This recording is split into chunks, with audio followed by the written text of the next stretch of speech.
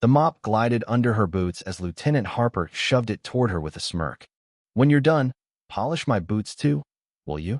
Sarah Kane barely acknowledged him, offering only a faint nod as she scrubbed the floor of Fort Ironwood, her hands steady on the worn handle. To the soldiers, she was just a temp janitorno rank, no file, no voice. But when her sleeve slipped, revealing the tattooed code name Shadow Fong etched around her wrist, the corridor fell silent. Eyes widened, whispers sparked. Why was a ghost from Black Ops, erased from records, mopping their floors? Sarah's chest ached, not from the labor, but from the night before. She'd sat alone in the mess hall, clutching a chipped mug of cold coffee, overhearing two recruits. "She doesn't belong," one muttered, a wiry kid with a grin that didn't reach his eyes. Probably flunked out of some dead-end job. His friend, broad-shouldered with a laugh too big for the room, chimed in. "Bet she's running from some thingabad breakup or a rap sheet." Sarah's grip tightened, knuckles whitening, but she stayed still, staring at the table's faded stains. Their words stung, not because they were true, but because they echoed every time she'd been judged and discarded. She wanted to snap back, but exhaustion held her tongue. She let the weight settle, heavy as ever. Lieutenant Harper loomed over her now, his shadow stretching across the wet tiles. Mid-40s, with a buzz cut sharp enough to cut glass and a uniform so pristine it screamed arrogance. He carried himself like Fort Ironwood was his kingdom. "That janitor outfit suits you," he sneered, flashing teeth. Nearby recruits, four young guys eager to prove themselves, snickered. One, a lanky kid with a habit of cracking his knuckles, leaned in. "She from hazmat or what?" Another, built like a linebacker, dropped a trash bag at her feet, a soda can rolling out. "That's yours," he said, not sparing her a glance. Sarah paused, her mop still, and met his eyes for a split second.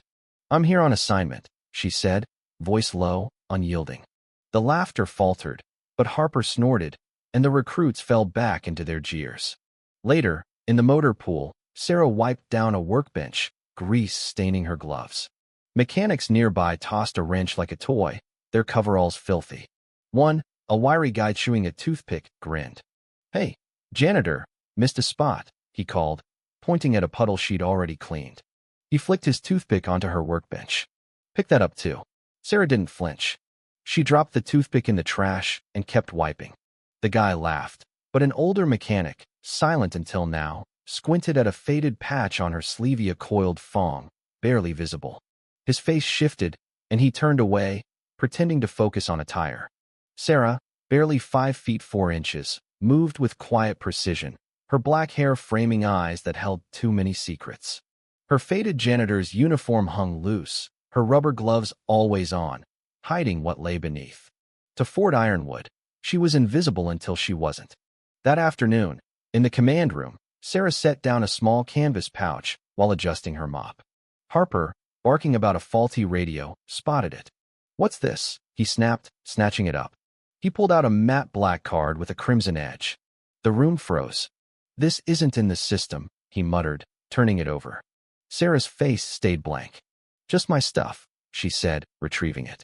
Her calm carried a weight that made Harper step back, his jaw tight. Outside, clerks mocked her slow movements, one mimicking her mop strokes with exaggerated swagger. But an older clerk, limping and quiet, watched her pause at a bucket, scribbling something before turning away. The card was a Level 5 access card, Special Ops, Ghost Tier, a myth at Fort Ironwood. Harper, rattled, reported it as fake to command. By morning, he ordered a public locker inspection, dragging everyone to the bay.